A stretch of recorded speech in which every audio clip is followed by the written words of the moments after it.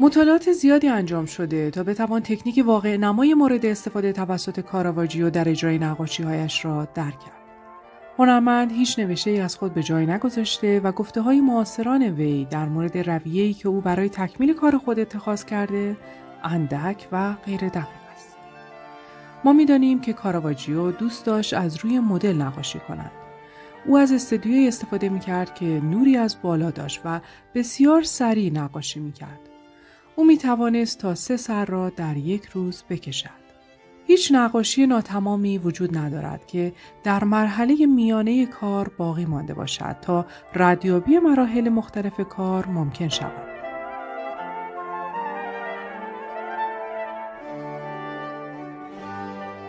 اما در برخی از نقاشی‌های آخر او چهره‌هایی وجود دارد که توسط نقاش در وضعیت ناقصی از کار بر جای مانده است.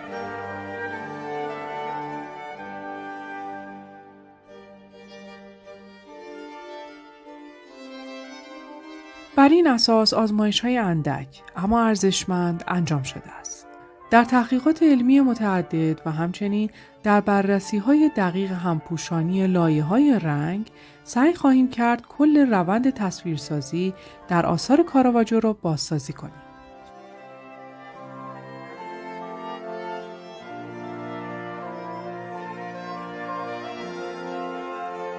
بوم‌ها همیشه دارای پارچه‌ای ضخیم و کم پشت است.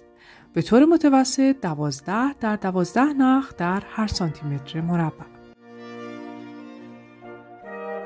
آماده سازی توسط رنگ‌های تیره و روغنی صورت گرفته.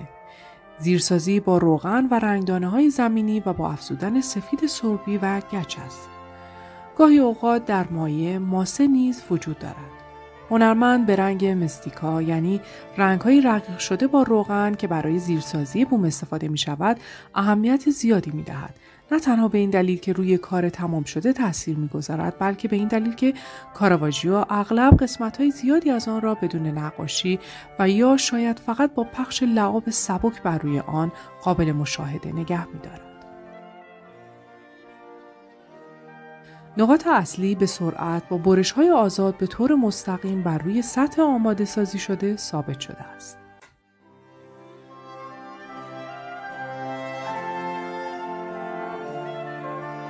با این حال از نشانه‌های قابل تشخیص بر روی آثار او می‌توان فهمید که اینها راهنمای کافی برای نقاشی نبودند.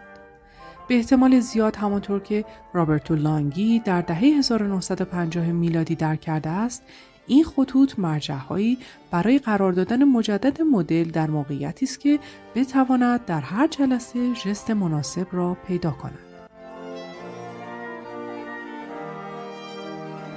این عملاً یک رویه انحصاری از این هنرمند است که احتمالاً با تکنیک انتقال طرح با مقوا ایجاد شده است. برخی منابع میگویند همانطور که در آن زمان یک سنت هنری تثبیت شده انتظار داشته است، کاراواجیو طراحی اولیه نکرده بلکه مستقیما از مدل نقاشی میکشیده است، بدون اینکه از یک نقاشی مفصل و مطالعه شده عبور کند. در عمل هنرمند با نقاشی طراحی را میکشید. کار در واقع با کهربای سیاه انجام شده و در حین اجرا اصلاح می شده است. او ابتدا با ترسیم یک طرح با رنگ Burnt Shadow Earth شروع کرد. تحقیقات اخیر انجام شده بر روی تابلوی شام در امائوس که در مرکز هنری برهرا حفظ شده، منابع تاریخی را که میگوید نقاشی به مرحله ترسیم مقدماتی متوسل نشده را رد می کند. اسکنر چند طیفی مادون قرمز علاوه بر وجود حکاکی‌های معمولی، خطوط ترسیمی دست‌ها، چهره مسیح و رسولان را نشان داد.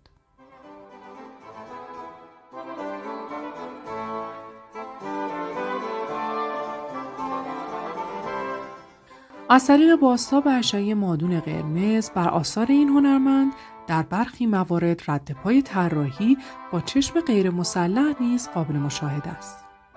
مانند تابلوی جودیت و سر بریده هولوفرنس از گالری ملی هنر باستان در روم، تشخیص خطوط تیره ظریف پیرامونی آسان است.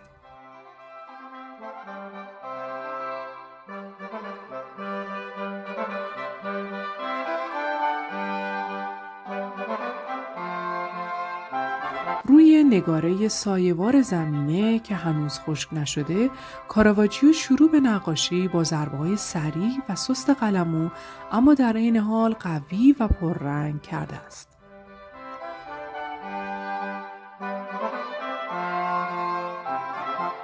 بنابراین نقاشی اولیه با اسکچ یکی شده.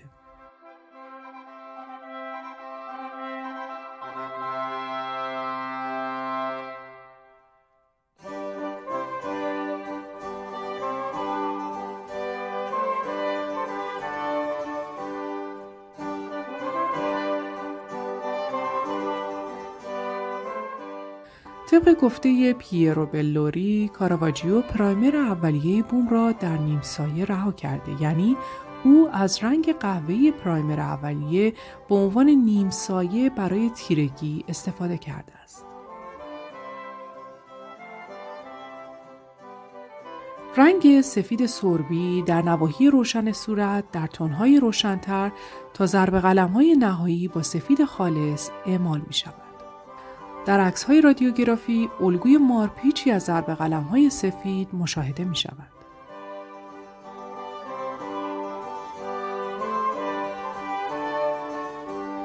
اگر نقاشان همعصر کاراواجیو طرحی از بدن را می‌ساختند که روی آن لایه‌های نازک رنگ را پهن می‌کردند تا آن را تمام کنند، کاراواجیو با تکمیل نقاشی‌های خود بخش به بخش تنها در یک جلسه انقلابی در تکنیک‌ها ایجاد کرد.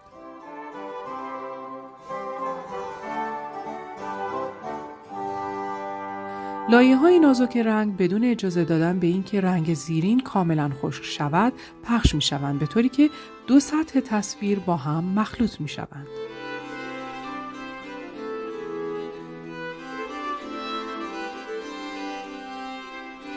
تا این لحظه از مرحله طراحی نقاشی خیلی دقیق و با جزئیات به نظر می‌رسد.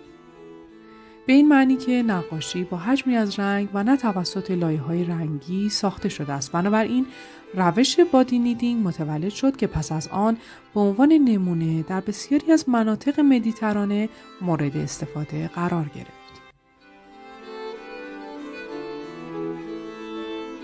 دست قوی در کشیدن طرح‌هایی که ضرب قلم‌های قوی و سرعت زیاد در ترسیم که گاهن مطابق با طرح نهایی نیست، مشابهتی دارد با سرعت اجرای کار که به عادت و تمایل به کپی برداری از مدل بستگی دارد.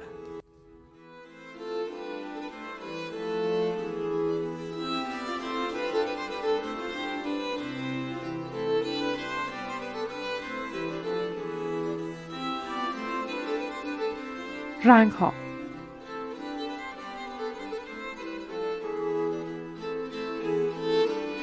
تنوع رنگی استفاده شده توسط کاراواجیو نسبتاً کم است. پالت وی دارای سفید سرخ، زرد و قرمز اوکر، سینابار، سبز مسی، زغالی سیاه و خاکی است.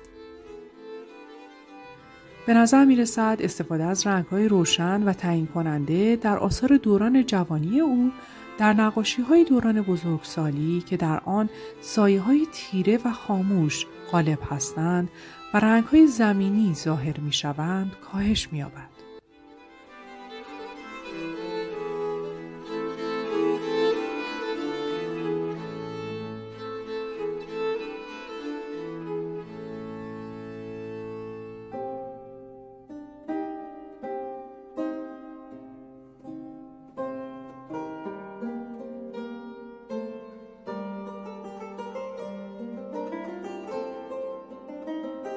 پیترو بلوری به ما اطلاع می‌دهد که نقاش از رنگ‌های تیره استفاده می‌کرده. وی توسط سایه‌های شدید و با استفاده از رنگ سیاه برای تاکید بر حالت بدن بهره می‌جسته است.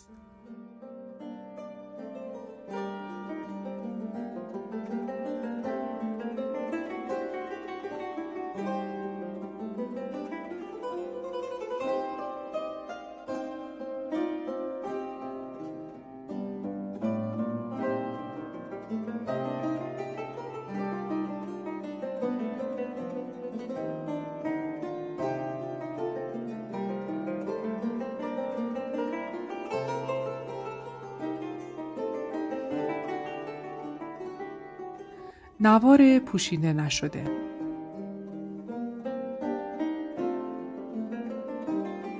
بعضی از هنرمندان در اطراف چهره‌ها نواری قهوه‌ای رنگ مایل به قرمز را نگه می‌دارند.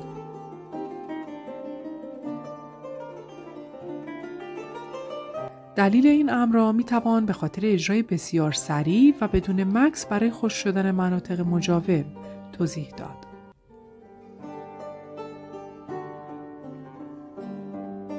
این روش احتمالاً به زمانی باز می‌گردد که نقاش از روی مدل که شخص روبرویش بوده کار می‌کرده.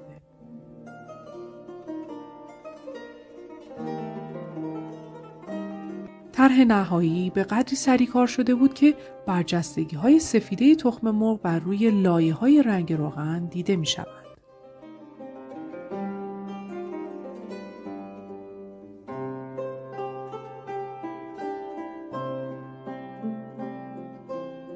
رد سفیده تخم مرغ که در بعضی از آثار این هنرمند دیده می شود باعث شده تا رنگ‌ها بدون قاطی شدن با لایه رنگ‌های زیری باقی بمانند. این نشان می دهد که کاراواجیو دوباره به کار بر روی قسمت‌های کشیده شده پرداخته و همه اینها به دلیل کشیدن همزمان از روی مدل بوده است. انرژی و نوع تصمیم گیری برای ضربه‌های قلموی هنرمند با توجه فوق‌العاده به کوچکترین جزئیات که با یک قلموی کوچک رنگ شده است سازگار است.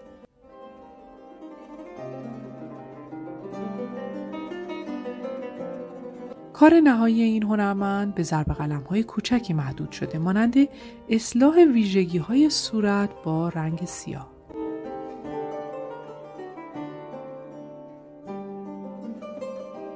کاراواجیو چهره‌های خود را با نمایی کاملا مشخص جدا نمی‌کرد.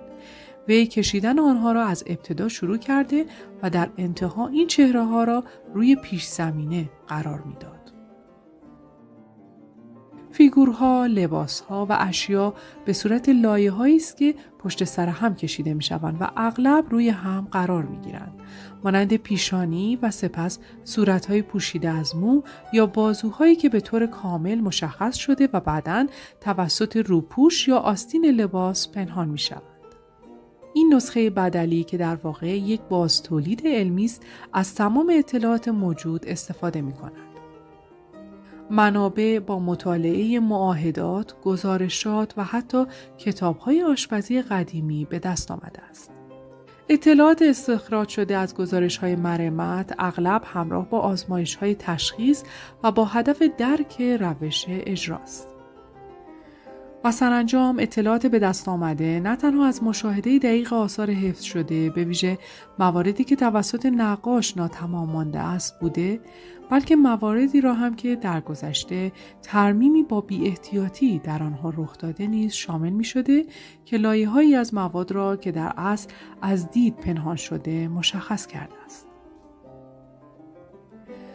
برای ما امکان پذیر نیست که نتایج مقایسه بین این نسخه بدلی که باز تولیدی علمی است را با بررسی‌های نتایج رادیوگرافی یا مقطعی از اثر اصلی نشان دهیم. همانطور که در حال حاضر حقوق گفته شده اجازه این کار را نمی‌دهد، اما در یکی از این بازتولیدهای علمی یک عملیات پاکسازی انجام شد تا بررسی شود آیا پرده برداری تدریجی لایه‌ها منجر به تولید اثری با ظاهری مشابه با نمونه اصلی که در اینجا صحبت از نقاشی سنت اورسولا اثر کاراواجیوست و در گذشته نیز تحت درمان مشابهی قرار داشته بوده است.